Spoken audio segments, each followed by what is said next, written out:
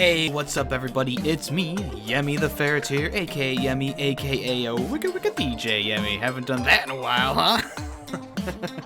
And this is YemmyCast, a video game podcast on SoundCloud, Spotify, Apple Podcasts, and of course, YouTube. So thank you all for coming around and joining me for this episode of the podcast, which is premiering at 4 p.m. Eastern Time on Wednesday, and it also premieres Sunday at 9:30 a.m. Eastern Time as well. The episodes are uploaded to Spotify, SoundCloud, and Apple Music Podcasts, Apple Music, whatever you want to call it, on the same day. So no matter where you are, where you're listening to it, you can find it anywhere the same day, and I appreciate you no matter what. Last week's episode was a long one, but me and my good friend Nick talked about the NFL and Madden 20. They released the team rankings, so we went ahead and talked about that for a while. So if you want, you can check that out. This weekend, I had Kylix Plays on the podcast, and we talk about his channel, what he's doing on his channel, and also we play a game of Kiss, Marry, Kill, or Fuck, Marry, Kill. Don't want to get YouTube censored.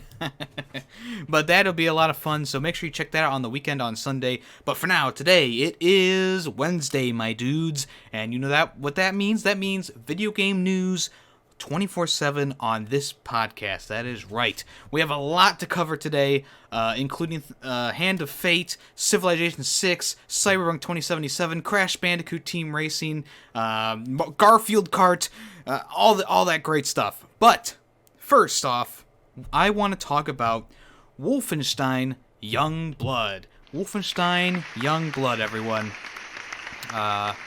So a nice thing happened to me.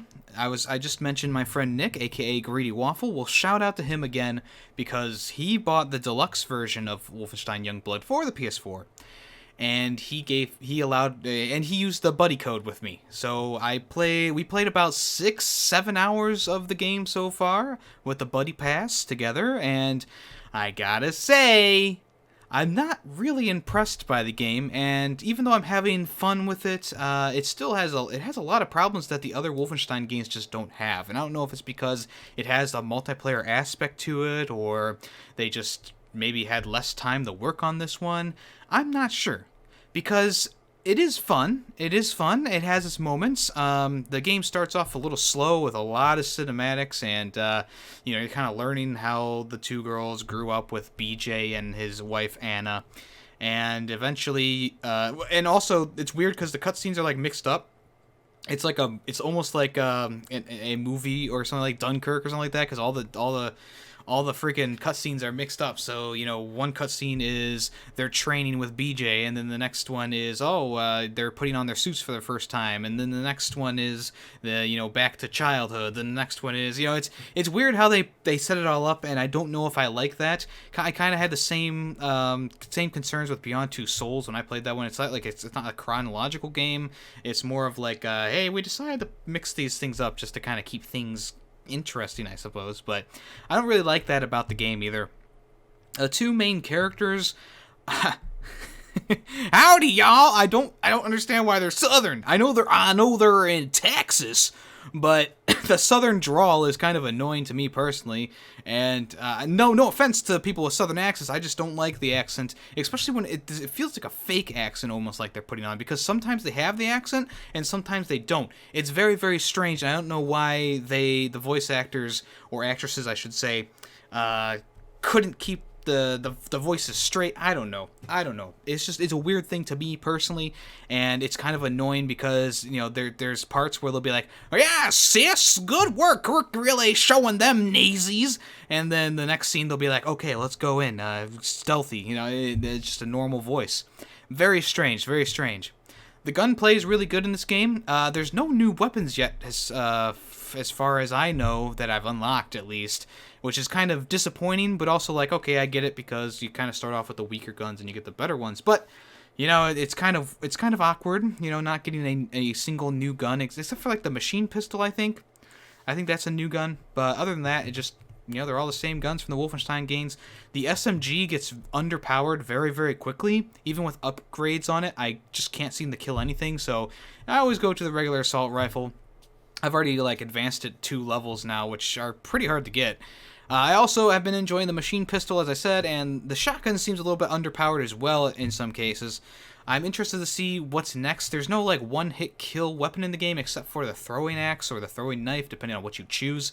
And I'm okay with that. It's just they really need to kind of tell you that from the beginning, hey, the pistol isn't killing one hit anymore. Because they have a new, RPG element in the game where the enemies have their health bars over top of them and how much armor they have. And so you can kind of see how much damage you're doing to them and stuff like that. Kind of like Far Cry New Dawn or something like that, where they always have that health bar over the head if you're aiming over them. And it kind of takes you out of the game a little bit because the older Wolfenstein games don't have that, and most of the soldiers go down in one hit with a headshot, with a pistol, silenced pistol, of course.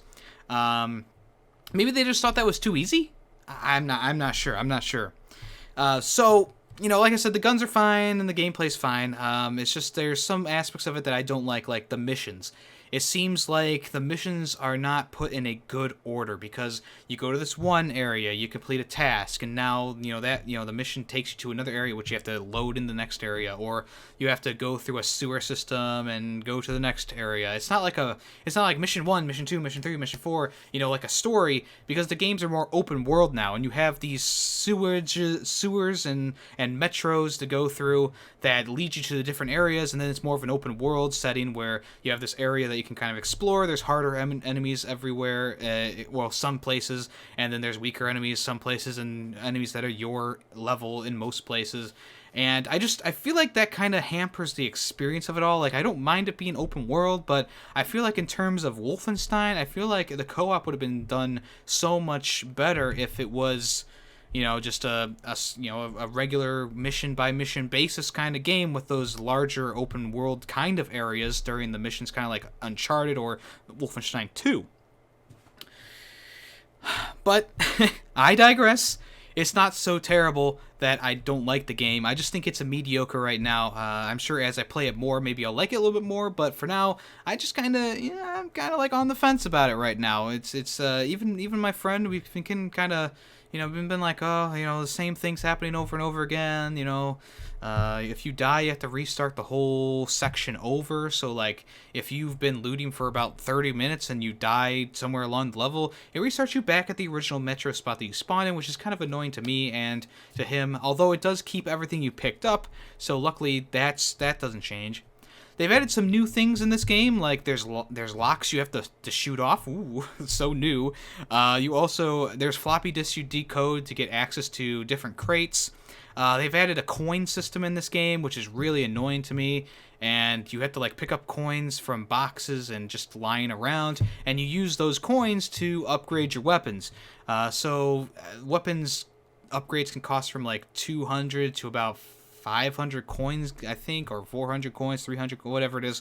And I feel like your upgrades and stuff like that, weapon skins too, most of those cost coins as well. And some of the skins for your characters cost 3,000 some, 5,000 some coins. And they have these gold bars that you can purchase to get those upgrades with real money, those skins with real money, and that's just a dirty, dirty tactic. I don't know where Bethesda has gone with this and ID Software, but they've gone the wrong direction. We went from Fallout 4, Skyrim, and all these games, even the original Rage game, they don't have microtransactions at all, and those games came out during the height of microtransactions. And even, I don't think Wolfenstein 2 had microtransactions either. And now we have microtransactions in this game. You don't have to use them, of course. It's completely optional if you want to use them to buy skins without having to grind out 3,000 coins in the game. But it just seems like a really slimy tactic, because in the end, it's going to take you a lot longer to get 3,000 coins than it is to just spend $5 and buy it with 100 gold bars or whatever the price would be.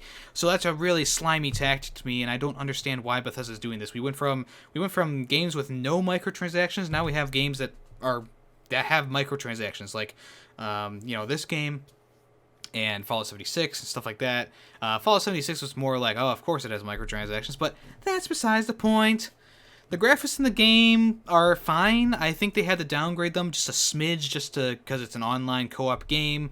But you know, that didn't stop other companies from having good graphics. Anyways, I don't think the graphics are horrible. I just think that they need a little bit of a tweaking here and there.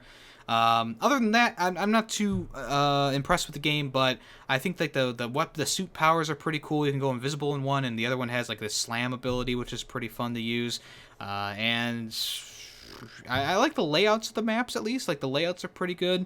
But the maps do get a little boring because you kind of go through them a few times, especially when new missions come up. You'll go to the same area, like Little Berlin. You go to Little Berlin like 5 times just because the missions lead you there, or, you know, a new mission comes in, and you just kind of got to go through the whole level again to get to the next, you know, mission that you acquire. So, right now, like I said, not too impressed with it, but we will keep playing. We'll play through the whole thing, and if I have any thoughts that change, I'll let you guys know. So that's my Wolfenstein Youngblood spiel. That's right.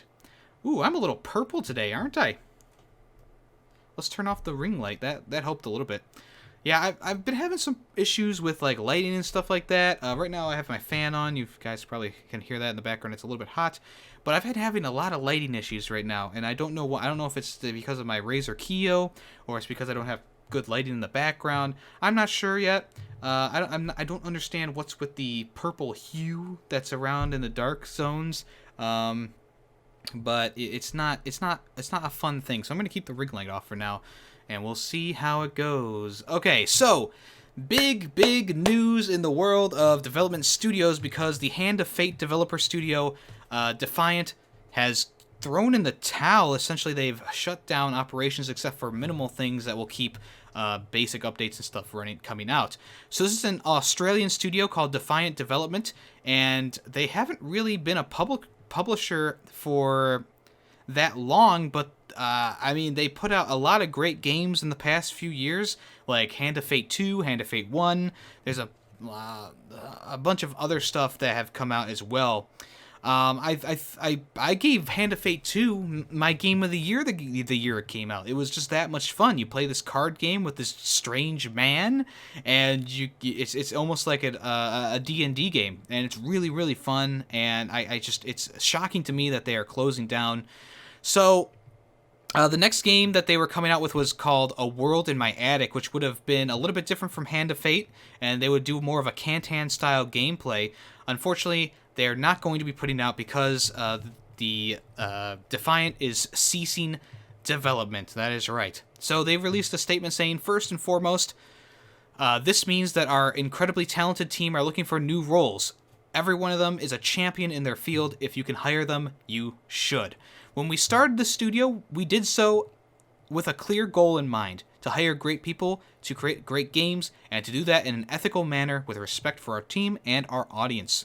In 2010, Australia desperately needed studios to demonstrate that it was possible to have substantial Australian-owned IP generating homes for talent. That there could be a studio model in Australia that would thrive without being dependent on international ownership. That Australian studios could make console games again. 9 years later, there is no question that it is true, and there are many Australian studios, old and new, demonstrating that Australian game development is truly world-class. The Defiant model has always focused on creating games nobody else would. Games that reflect the skills and passions of our team. Games that did something new. Our process has always been focused on iteration and exploration. We go into dark places, searching for hidden treasures. We set out without knowing where the journey will take us, and we do so knowing that the unknown is not always safe. That is a risky way to make games, and we know that. When it succeeds, it delivers things you could never have considered possible. When it fails, it leaves you without a safety net. The game market has changed in ways both big and small in the 9 years we've been in business. We have not been able to change quickly enough to continue with them. To everyone who has supported us on this journey, thank you from the bottom of their hearts. To everyone who has ever worked with Defiant, thank you so much for sharing your work and yourselves. Studios rise and fall, but people are always more important. To the people of Defiant, staff, friends, families, and partners, thank you. May your future shine bright, and may you change the world for the better. The company also went on to say that it would continue in caretaker mode to support their existing products, But it is truly a sad day because this developer was really on a roll, heading towards great things.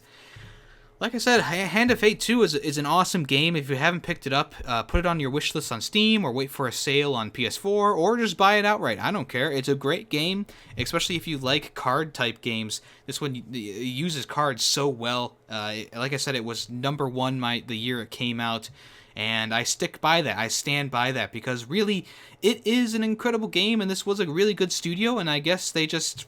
things were changing too fast in the industry, and they just couldn't keep up with it. Maybe they couldn't build a new engine in time for the new consoles. Maybe they were getting behind on projects that should have taken less time, but because of new advancements in technology, it's been taking longer to learn the new stuff. I don't know, but it is a sad day, and hopefully these people find work in their fields. Alright, so Garfield Kart is coming back, and the monkey here attached to it is Furious Racing. Emphasis on fur. Furious Racing. So, if you don't recall, Garfield Kart was on the 3DS and other consoles as well. It's also on the PC, and I actually recently played the game myself on live stream and almost had a lasagna breakdown.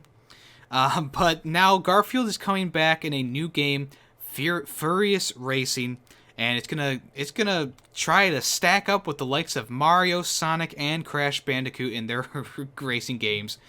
The game is gonna come out in November on the same or a day before Death Stranding, so Garfield Kart may take some sales away from Death Stranding, but apparently it's coming out on the 5th of November in the US and Canada, and the 7th in the UK and Europe and Australia. So it's a brand new Garfield racer. It's going to head to the Switch, the PS4, and the Xbox, and of course the computer as well. It's a sequel to Garfield Kart. The game will see the world famous cat taking on John, Odie, and his friends in 16 tracks from the world of Garfield, including Pale Rock Lake and the Pasta Cosi Factory. Players can compete in online races this time around with up to 8 players, with split-screen races with up to 4 players. Yeah, one of the things about Garfield Kart, especially on the Steam store, is there's no online, there's no split-screen and stuff like that, so it's really lacking in content, so this seems like a good idea. It also looks like the graphics have been updated, like with the sparks on the wheels, exhaust, just the different textures in the environment and stuff like that. Everything looks really plain and odd in the Garfield Kart, and this one looks a lot better. Hopefully they updated the music as well.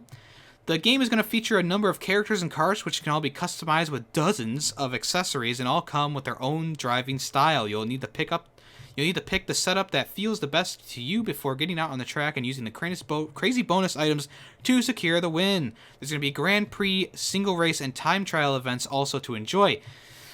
Whew! So Garfield, Odie, John, Nirmal, Arlene, Liz, Harry, and Squeak have all been confirmed as playable characters. No microtransactions or DLC announced yet, and I'm hoping they would not do that with a Garfield game. If you guys haven't seen it, Quentin Reviews put out several Garfield videos now, and actually his newest one, he found the original Garfield comic called John, and he also found Norm the Gnat comics as well, and he goes over those. If you guys want to check that out, it's a really, really cool video, really interesting video. He's like the first person to kind of discover these things and really look back in the timeline of Garfield. So if you want to, check that out. I recommend it. He also has a fan film called Arbuckle, which is pretty good as well. Kind of has some horror elements in there almost, but it's a nice one as well. So there's my plug of the day. Alright, so Journey to the Outer Worlds is going to come to the Switch. So this has just been recently announced. The Outer Worlds, which is being made by Obsidian. During E3, it was announced for PS4 and Xbox, but now it's going to be on the Nintendo Switch as well. So they partnered with Virtuos, who is a porting company developer. The senior producer, Matthew Singh, has appeared in a video detailing the announcement and discussing the story and setting of the game. So yeah, it's a big surprise to a lot of people because stuff like the Fallout and stuff like that haven't come to the Switch yet, and this developer has actually done was actually the creator of Fallout, the Fallout series, Tim Kaine and Leonard Broisky, and they're the directors of this first-person spacefaring epic. So, Virtuos has also done Switch ports including LA Noire, Final Fantasy VII, Dark Souls Remastered, and Starlink Battle for Axis. So they have a nice repertoire, a nice repertoire of games. The game is scheduled to come out on consoles on the 25th of October in 2019, and the Switch. So far, the Switch version will be arriving the same day. So yeah, this game looks really cool. It's obviously it's Fallout, but with space in it, which could be really cool as well. I got high hopes for this, so I'm excited for it. Probably going to pre-order it myself. What do you guys think? Outer Worlds? Yes? No? Maybe so? Okay. Alright, Smash Bros. Ultimate version 4.0 is out now with a new final Smash timeline and difficulty modes and more. The second DLC character from Dragon Quest, Hero, has come out as well with this update, which you can purchase and or download right now. So, here's the big bullet points of the update. So, in an effort to prevent a languorous waiting game, powerful final Smash moves will now be tied to a time limit meter that appears below your character's name. A new very easy adventure mode difficulty is being added to help players who have problems with Smash or just want a relaxing Smash experience. There's a new spectate mode feature that will enable you to predict the outcomes of bouts. Choosing properly will win you points, which you can exchange for an item. There's nothing to lose if you choose poorly. A new online tournament mode is being added. You enter by simply selecting the option from the menu. You'll, of course, need a Nintendo Online subscription to use this, and you'll be able to enter a huge bracket-based brawl. Rules are preset, but they'll change periodically. Special event tourneys will be hosted from time to time, too. In the video editing mode, you can now insert screenshots into your videos and play videos consecutively. Wow. So good changes to the game, including the new character. I think a lot of people are going to use that tournament mode for their YouTube channels first and foremost, and just with friends as well. It can be a cool thing as well. The new timed Smash thing I don't like, but hopefully you can change it between Smash Ball, build up and the time thing. And then very easy mode will be good for people who don't really enjoy the challenge aspect of the adventure mode. Me personally, I think I picked the normal for it, and it's not too bad, but I'm sure that there's people who struggle with it. I'm not trying to harp on you guys at all. Alright, so Sniper Elite 3 Ultimate Edition is going to come physical and digital to the Switch in October. The gameplay trailer is up now. Does not look very spectacular. Of course, the game is probably going to play about the same as its PS4 and Xbox One counterparts. But yeah, it's going to come out the 1st of October. The game was first revealed for the Switch back in March alongside the Sniper Elite V2 Remastered, and we've heard a great deal about 3 Ultimate since then. Sniper Elite 3 takes you to the heart of World War II and the remarkable setting of North Africa in 1942. Stalk the infamous Africa Corps across oases, canyons, and sand-swept cities in a deadly rush to sabotage a Nazi superweapon. Use devastating traps and melee takedowns to take out your targets stealthily. Hone your sharpshooting and by mastering gravity, wind, and even your heart rate. Watch your bullets rip through organs, bones, and even vehicles with the trademark X-Ray kill cam. Exclusive new features to the Switch, local co-op and multiplayer. In addition to online, Sniper Elite 3 Ultimate Edition supports local wireless multiplayer for the first time. Motion controls. Fine-tune your aiming with gyroscope controls and feel bullet impacts with the HD Rumble. Also, Pro Controller is supported as well. If you want to, Sniper Elite 3 is a fun game. I think this game has a little bit of a downgrade graphically, but for the most part, it seems like a good experience on the Switch, especially with gyro aiming and HD Rumble. I feel like it could really amp up the game a lot. Hopefully that means that Sniper Elite 4 and future titles will come to the console as well. Sniper Elite 3, of course, is an older game, so I guess it was probably easier to port over, but we shall see. Alright, so Nintendo Switch has now sold 36.87 million consoles and could pass the SNES by Christmas time. As of June 2019, the Nintendo Switch has sold 36 million units, and currently the machine is still flying off the shelves. It sold around 2.13 million units over the last 3 months, which can often be rather quiet time of the year for console sales. The data also shows that the Switch software has now reached about 210.13 million sales in just digital downloads itself. So right now, the best-selling Nintendo console has been the Wii with 101 million. Second place is the NES with 61 million in sales, and the SNES with 49 million in sales. And Nintendo Switch is coming in at 36 million, which has beaten the Nintendo 64, the GameCube, and the Wii U by a large margin now. So far, the Game Boy portable console and the Game Boy Color combined have sold $118 million worth of consoles. So that's going to be the one to beat in the end. But the Switch is still growing, especially with these new releases like the new Switch console and the Switch Lite. I think it could beat it very easily.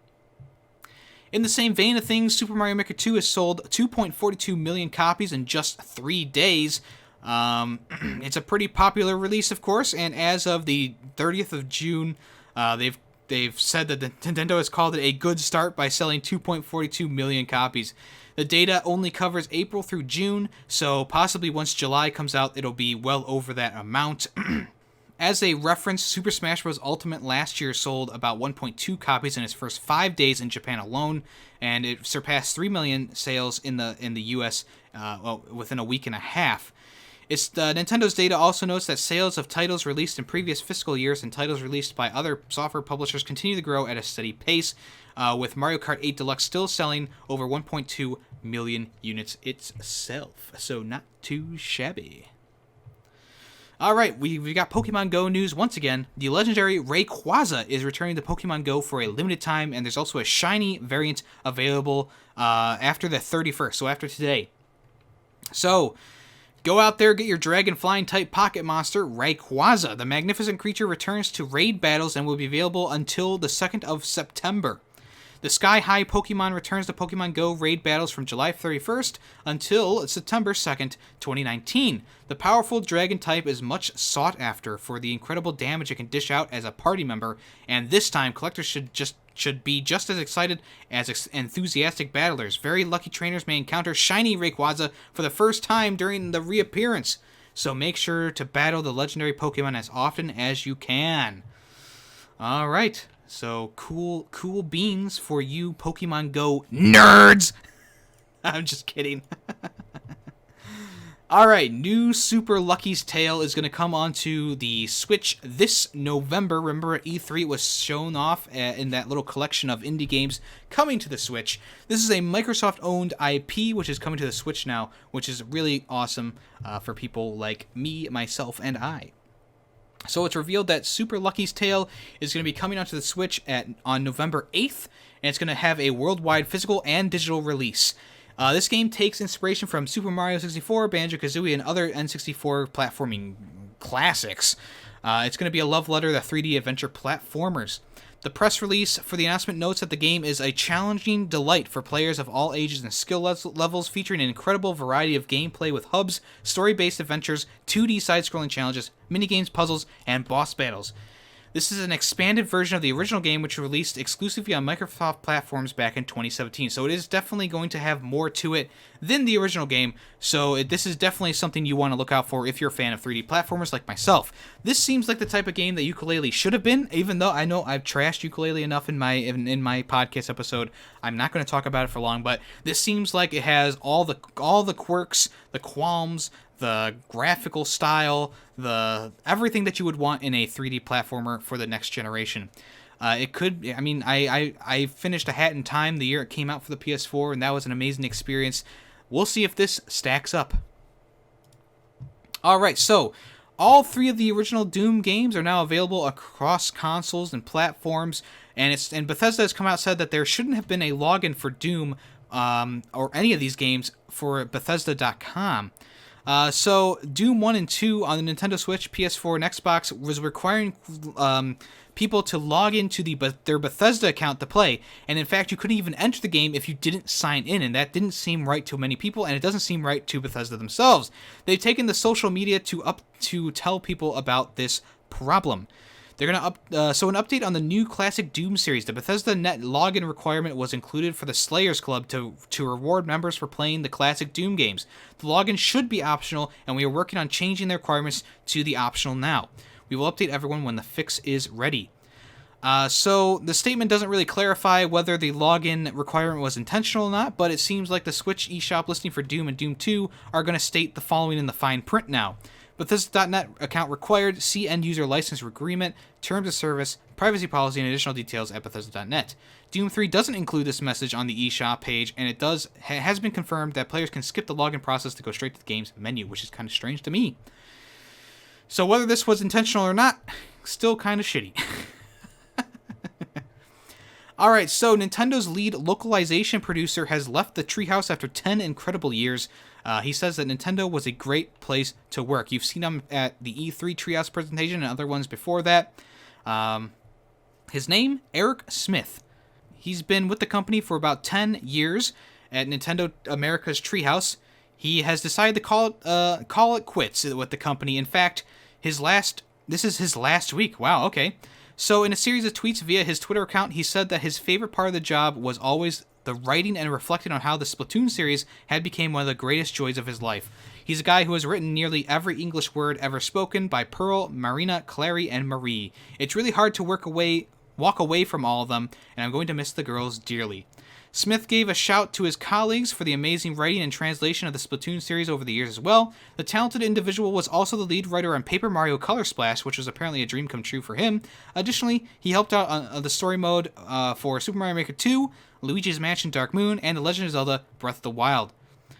Nintendo was a great place to work, he says. I have nothing but praise for the company as an employer, which is pretty remarkable after 10 years. If you love to write and enjoy making people laugh and or cry, keep your eyes peeled for the localization writer job on Nintendo's website. Oh, so he's stepping down, but he's opening it up for anyone to apply. So yeah, I've never really known about Eric Smith myself, but he seems like a cool dude, and he's giving Nintendo praises, so thumbs up from me. Alright, Fire Emblem voice actor by the name of Chris Neosai. Neosai? His voice acting is being taken out of the game because of allegations of abuse, or admissions of abuse, not allegations. He's actually admitted to it. So his dialogue is going to be replaced by Zach Aguilar from the game. At the time of writing this release, Nelsie has remained in Fire Emblem Three Houses so far, but Nintendo has stated that the patch in the future will remove his dialogue. Nintendo came out to say, after assessing the situation, we decided to re-record the characters' voiceovers in Fire Emblem Three Houses and Fire Emblem Heroes with another actor. The new voiceovers will be included in a future patch. So supposedly they're going to be taking his name out of the credits for Fire Emblem as well. Chris Niosley, he's known as Kerbofer. I don't know what that means. He's famous for creating the web series Tome, Terran of Magical Expertise, and he's lent his voice talents to games like Pokemon, Bakuman, Queensblade Rebellion, Tales of Zestiria, OKKO, Let's Be Heroes, Sailor Moon, and Octopath Traveler, to name a few. He plays the role of Byleth in the new game Fire Emblem, and he is also well known for his mobile spin-off Fire Emblem Heroes. A week ago, Nielsen, who refers to himself as the high-functioning Asperger syndrome sufferer, published an admission on his Tumblr account that he had horribly mistreated and abused friends, colleagues, and even a significant other. And that he has decided it was time to address each and every one of those people and respond to their feelings with individual apologies for what he's done to hurt them. So, at least he's stepping up. He's taking the blame, he's admitting his faults, and he's publicly come out to say he's apologizing. Should he lose his place in Fire Emblem? I don't know, but obviously Nintendo thinks that, yes, that was the right decision to do, and of course I have really no say in that, but, you know, it's good to see him coming out and addressing the problems himself, rather than it coming out through a leaked post or something like that. So, yeah, thanks, I guess? I don't know. Alright, so Joy-Con repairs are free now, and there's no need for warranty, proof of purchase, anything like that. And now, after a few days of the release coming out, they've said that Nintendo of Latin America is going to offer free repairs as well. The free fix doesn't necessarily apply to all regions outside of North America, but in a minor update, Latin America has been added to the list as well. It's also been confirmed by Nintendo Repair Shop located in Costa Rica that all Switch users in Latin America with faulty Joy-Cons are able to get free repairs. This comes after the lawsuit filed against them by American lawyers, and Nintendo's stepping up and they're doing their thing. They're going to issue free repairs on all Joy-Cons. Now, if this means that they're going to just replace the Joy-Cons or they're actually going to repair them, that's to be seen. Multiple times we've seen it that they'll, like with Guitar Hero, I remember my Warriors of Rock guitar broke like a day after playing it, and they just sent me a new one. I didn't even have to send the old one back. They didn't want to fix it at all. Same thing with, like, I've heard things about PS2s just coming back unrepaired, unfixed. It's like, okay. But it seems like Nintendo's working hard to try and right this wrong. Alright, so Civilization 6 developers are explaining why the online multiplayer is not included on the Switch version. So it's been out for almost a year now. It came out in the 16th of November in 2018. So yeah, that's almost a year ago now. Unfortunately, this version is missing the online multiplayer. So the company representative from Aspyr Games came out and said why the feature was not on the Switch release. It sounds basic, he says, until you realize that both private and public games require significant back-end work. Civ 6 on desktop utilizes Steam for things like friends lists and server listings. Implementing these things per unique system takes considerable effort. I'm aware the Switch has some of those systems, but it still requires custom implementation. This was also supported by a comment stating how Apple version of the game did not include the multiplayer either. The Mac App Store version and the iOS version do not have multiplayer features for similar reasons. So I guess it's understandable. The Switch obviously doesn't have a normal version of a friends list. Codes and stuff work like that, but I feel like they could put in the effort to put in the multiplayer mode. Maybe it's just taking them longer than they thought. Maybe they just couldn't do it in the time frame. Who knows? I feel like they should implement it. They should take the time to do it because Switch users across the world, there's a lot of Switch users across the world, and I think that having the multiplayer aspect stripped from the game, it lacks in content there. You can't even play local play, I don't think. And all other versions of the Switch seem to be working except for the Mac versions, but we don't talk about Mac on this podcast.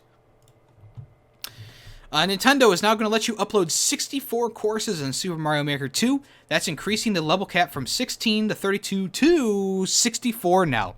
In a notification on Super Mario Maker 2 when you open it up, it says that the course upload limit has increased. The maximum number of courses that you can upload has been increased from 32 to 64.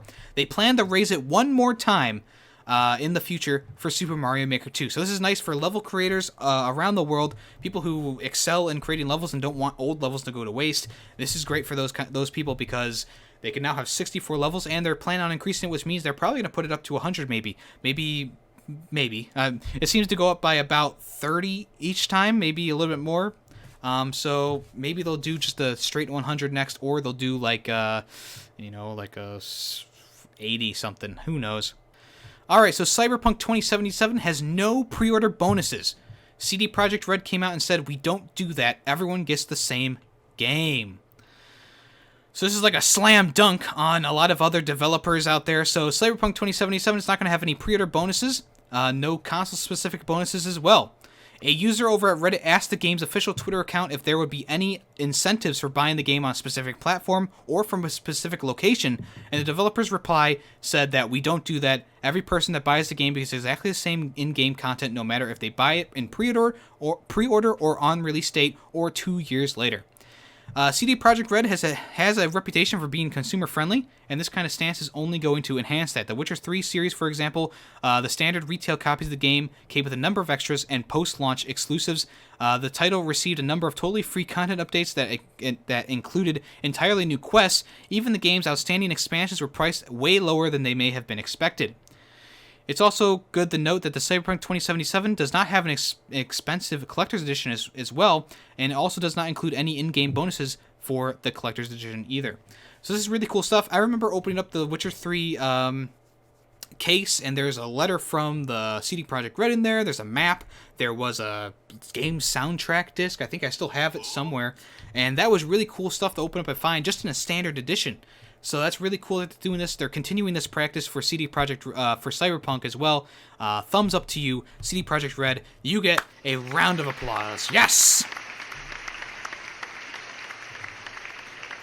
Alright, so stop the applause because Crash Team Racing Nitro Fueled is getting microtransactions. Boo! You stink! Oh, why, oh, why. Alright, so...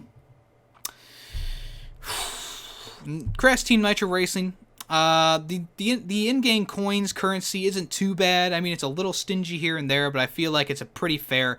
But now Activision has come out and said that the Next Gen Grand Prix event is going to go live the 2nd of August, but you'll also have purchasable Wumpa coins with real money with that as well. In an official blog post, they said, as always, the pit stop will be stocked with new and returning characters and cosmetic items, which players can unlock using Wumpa coins.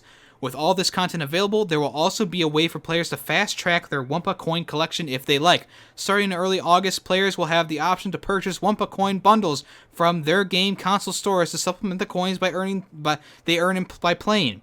The option won't change the game's core mechanics. Players will still earn Wumpa coins for playing the game in any mode just as before. They will just all be able to purchase additional coins if they choose. This is very, very, very, very, very, very, very, very disappointing. This is really, really, really, really, really, really, really, really shitty. Okay? I was expecting them to, like, increase the coins for, like, Grand Prix and stuff like that, but instead, they're keeping the coin limit the same, and you're able to buy coins now, just in case you couldn't have ruined... Oh, my God. I don't know what to say, because this is so stupid. This is Crash Team Racing. This ain't Call of Duty. This ain't Assassin's Creed or something like that. Games known to have microtransactions. This is Crash Team Racing. This is like putting microtransactions in Super Lucky's Tale. This is like putting microtransactions into the Crash Insane Trilogy. This is like putting microtransactions in the Spyro the Dragon. Like, for God's sake, guys. Even Mario Kart and Sonic Team Racing doesn't have microtransactions in it. This is literally the worst news of this week. Probably of the year so far. Yeah, I don't get it. Shame on them. Shame, shame, shame on them. In better news, here we go. Ooh, recentering our chi. Here we go. Borderlands 3 has a new trailer out that introduces Zane, and he has a nice Irish accent, laddie. So this trailer just kind of shows Zane off. He gets a little bit more of a backstory, and also shows off his special ability as well. So Zane is one of the 4 playable characters in Borderlands 3. He's a specialist in high-tech gadgets and subterfuge. The new trailer gives him a short but sweet rundown of his personality, and he likes to laugh despite the fact that he's a trained killer. It has a lot of cool things to it. It shows off some of the guns and weapons that he uses, along with like his doppelganger ability and his shielding ability as well. Really cool stuff. If you haven't, make sure you go watch that. It really shows off the character a lot, and I'm thinking we're gonna get 3 more of these trailers very, very soon. Alright, so Monster Hunter World Iceborne has its own Platinum Trophy, despite it being an expansion. We've seen this before with other games that have major expansions like Uncharted, Lost Legacy, and stuff like that. The trophy list for Monster Hunter World Iceborne is available now to see on websites and stuff like that, and the game's going to officially come out in September. There's nothing surprising about the fact that it will have its own Platinum Trophy because it is pretty much its own game. But that's not all. The upcoming expansion is going to have 50 trophies in total. That's more trophies than many full games right now. And of course, it's getting that sweet, sweet Platinum Trophy. For people out of the loop, you need to own Monster Hunter World in order to play Iceborne. Not only that, but you need to complete the base game's main story. So yeah. Are you getting Monster Hunter Iceborne? Are you a fan of Monster Hunter World? Let me know in the comments below. Alright, so GreedFall is getting a 4K and HDR support at launch, and pre-orders are going to be live tomorrow, which I think is today, technically, which is the 31st of July. Alright, so, GreedFall, coming to PS4 the 10th of September. So this is going to make the game run and look better overall, and it also means that the Standard Edition is not going to be left in the cold. They're still going to be treated as an HDR-only option too, as well as the pre-orders for the title are going to go live tomorrow on the PlayStation Store. If you wish to secure your digital copy, you'll be rewarded with a pre-order bonus of the Adventurer's Gear DLC pack. It comes with a flaming sword named Rapier of the Alchemist, the the Wild Boar Ivory Rifle, and the Explorer's Outfit, which is a neat little addition to early adopters of the game. Are you excited for GreedFall? I am. I already talked about that, though. Alright, so we have some PES 2020 news, and everyone's like, what? That's right, Pro Evolution Soccer 2020 is going to have Scott McTominay on the cover. There's 4 people on the cover, and he is one of the people on the cover. He's from Man United. I'm out of the loop on all things football in the terms of European football, but apparently this is a surprise to a lot of people because the other 3 people on the cover of the game are way better in terms of stats. Right now, on the front of the cover, Cristiano Ronaldo, Marco Reus, and Neymar. They're also headlining on this year's PES 2020, but also on there is going to be Scott McTominay. So I don't know what these words really mean. He put up a grand total of 31 Premier League appearances. He finished in 6th place last year in the Premier League. See, I'm confused by things. I don't know the terminology. I apologize to everyone who's a fan of football. He's a midfielder, and he's been signed on as the ambassador of the game, and it's sort of hilarious to see him on the box art, says this article. So the official PES Twitter account came out and announced the official cover of the game. So people are obviously giving them a little bit of flack for having this person on the cover. I don't know why. Okay, you guys will have to tell me in the comments. Alright, so the PS4 has officially sold over 100 million units, and it's done so faster than any other console. The data for the first financial year of 2019 has been released for Sony, and the Japanese mega giant has sold 3.2 million PS4s between April and June, tipping it over the edge of the 100 million units sold milestone. So the folks at PlayStation HQ have been popping champagne, and it's clear that the console has been a success. But that's not quite the end of it. According to the industry and analyst Daniel Ahmad, the PS4 is now the console to have reached 100 million the fastest. Yes, faster than Nintendo Wii. And yes, faster than even the PS2, which is pretty staggering. Despite Sony selling more PS4s in the quarter, we imagine things will begin to slow down now with the PS5 on the horizon, and I agree with that statement. Obviously, the PS4 has been a great selling console for them, and hopefully the PS5 can continue that trend and become the next best-selling thing on the market. Of course, the PS5 doesn't have an official release date yet, but it will probably be revealed this year at Sony Con, whatever you want to call it, the Sony convention, or next year at E3 as well. Alright, so kill streaks are confirmed and back in Call of Duty Modern Warfare. Right now, there are 3 kill streaks that have been shown off: the Juggernaut, the Infantry Assault Vehicle, and White Phosphorus, which is kind of like Napalm from Black Ops 1. So in a Twitter post, the Call of Duty Twitter has come out and said, own the opposition, reap the rewards. Kill streaks make a return in Modern Warfare. Tune in August 1st for the full multiplayer reveal, of course.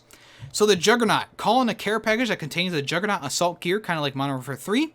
Infantry Assault Vehicle. It's a manned light infantry vehicle with a 50 caliber machine gun on top. This is something new for the series. It looks pretty big too, so maybe the maps are going to be a little bit more accessible for it.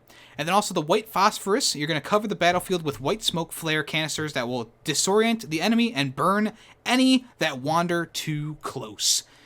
So the UAV hasn't been revealed yet, which is a fan favorite, but I'm guessing it's going to be one of the first things they talk about in the multiplayer reveal, because that is pretty important. That is pretty important indeed.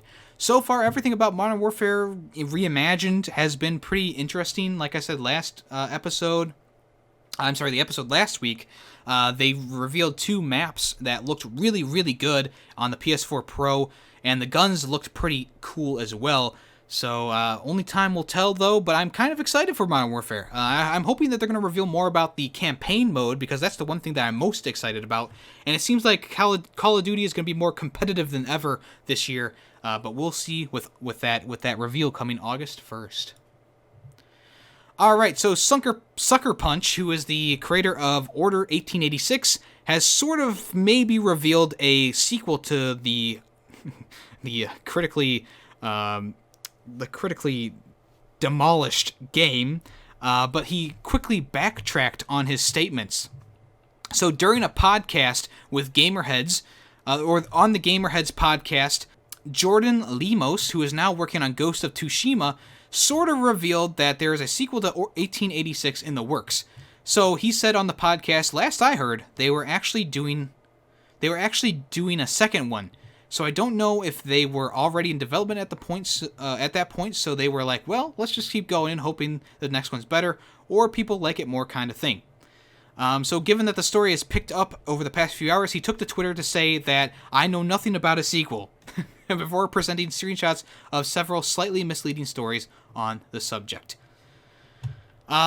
I would be surprised to see them working on a sequel to this game. The last game left off at sort of a cliffhanger, just with the Order 1886 main character guy overlooking a dark city, kind of like Batman. I don't think this game is going to get a sequel. The core game itself was kind of laughable. The climbing mechanics and drawn-out sections really tore the game down, if I could talk. The story was really... you know what's coming. Hit or miss. I guess they never miss, huh? And I don't see the game coming back. I like the combat was pretty good, but everything else was really lacking in this game. And especially as one of the first Sony exclusives on the console, wasn't a good start for them. Alright, so speaking of PS4 exclusives, Days Gone has Uncharted 4 bike skins available now with this free update. So Bend Studios is putting a lot of effort into post-launch stuff with the PS4 exclusive. The latest update for the game added more challenges and a 15GB update, which I had to cancel because that is a lot more than I bargained for with this game. It's already really getting close to that 100GB mark. So right now, there's new challenges available, of course, and also new additions for Deacon's bike. So they added 3 new free skins for the bike inspired by Naughty Dog's Uncharted 4. So head over to the mechanic to take them out for a ride. So there's a Sam's bike skin, a Shoreline bike, and a Flashback bike as well. The one bike skin looks really cool. It's like a reddish, cyan, aqua blue color, metallic looking bike skin. The other one's a little bit more basic with a gray and just a triangle, and then there's one that's just kind of like a red with a white stripe. But the one in there is really, really nice. It's kind of like the Spider-Man skins. There's one that's like, yes, amazing. And the other two are like, they're okay. We'll see if they do more Sony exclusive crossovers, maybe a Crash Bandicoot one in the future. Only time will tell. Alright, so Dying Light 2 is in development for both PS4 and PS5.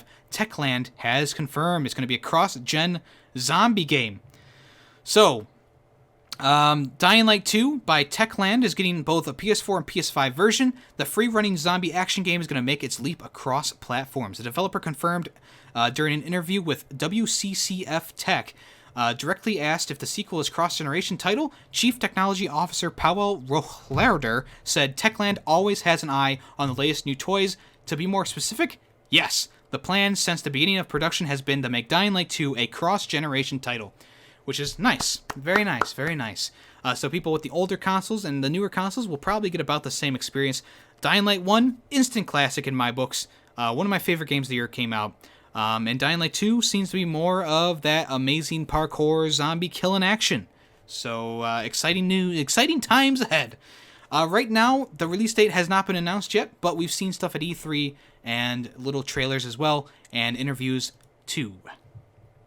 Alright, so the new firmware for the for PS4, update 7.00. The beta is bringing bigger parties, voice chat, and more. So the firmware is going to add up to 16-player parties along with better voice quality. It's also going to change performance for system updates is being improved, meaning the PS4 won't always need to restart after every update. And going forward, select system software updates will automatically be installed after download if the system software update file setting is switches set on. Woo! Okay, that was a weird sentence. If you received the code, you can use it a total of 20 times, meaning that Sony wants you to get you and your friends involved, get into those 16 party chats, see how better the quality is. Very nice update. And finally, in the news today, Rage 2 is getting a new game plus with Ultra Nightmare difficulty and a few new changes as well. Another 15GB update for Rage 2, skyrocketing the game's total file size to something that is gonna make you tear up. So, the second big update has been detailed and is available now to download. It's getting New Game Plus, and it will also feature a new difficulty level called Ultra Nightmare and an Iron Man mode. What's more, it includes a handful of welcome tweaks. For start, you can disable tutorials, and information pop-ups no longer pause the action.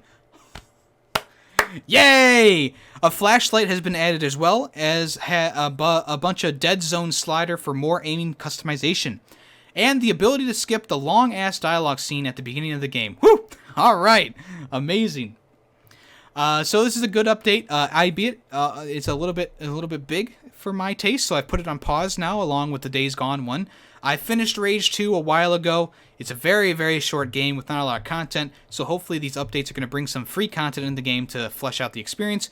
New Game Plus is a plus. I didn't have... There we go. And I think that the new difficulty level is going to give people the difficulty that they wanted in the game from the beginning. Alright, as per normal, we're going to open up a Yu-Gi-Oh! Card pack. That is right. We switched from Arena of Lost Souls, and we have now the Attack from the Deep booster packs. I feel like okay, only contains 3. Okay, so we got Arena Attack from the Deep. So the Arena of Lost Souls one, we've been trying to find that Blue Eyes Fusion card for so long, I was just getting sick of seeing the same cards over and over again. So we're going to open a Attack from the Deep one instead. That is right. We're changing gears here, folks. Reggie! Here we go! This pack has a lot of water cards. Not many ultra rares, though. So, of course, we got the fan favorite Slushy featuring Marshmallow, Mask of the Accursed, Fulfillment of the Contract, and Power of the Kaishin. Nothing new. We've been getting really screwed with these booster pack openings. Hopefully we get some better luck in the near future. Alright, that's going to do it for this episode of YemmyCast, a video game podcast. Thank you so much for watching and tuning in. If you're here for the premiere, I appreciate you. If you're listening to the podcast on any other platform, I appreciate you nonetheless. Remember, this weekend, Jesus Christ, Yemmy, this weekend, Kylex Play is coming onto the channel, so make sure you check that out. That's going to be premiering at 9:30 a.m. Eastern Time on Sunday. Remember, the podcast is available on Spotify, SoundCloud, and Apple Podcasts if you want to check that out. I've been hearing reports. Thank you to Kylex. He's been telling me that the iTunes version of the show has not been working properly, which I think is because they're moving everything over to the Apple Podcasts. So make sure you check it out on Apple Podcasts, not iTunes anymore. Big update there. Also, if you want to, you can check out Player 2 and Yemmy Power Hour. Episode 2 was uploaded last weekend, and that is on Spotify as well. So if you want to, you can check that out. It's just me and Player 2 talking for an hour, and then at the end of the hour, the elevator doors close, and we're done talking. That's it. We both walk out of the room, and it's over. Other than that, remember, Yu-Gi-Oh! Card pack openings every Tuesday. This last episode, we opened up a whole booster box of these Attack from the Deep cards, so if you want to, you can check that out. And next live stream is Thursday. Not sure what I am live streaming exactly, but I do know that it will be something new on the channel, so if you want to, you can check that out as well. Alright, thank you once again for watching. I am your host, Yemmy, and this has been YemmyCast, a video game podcast.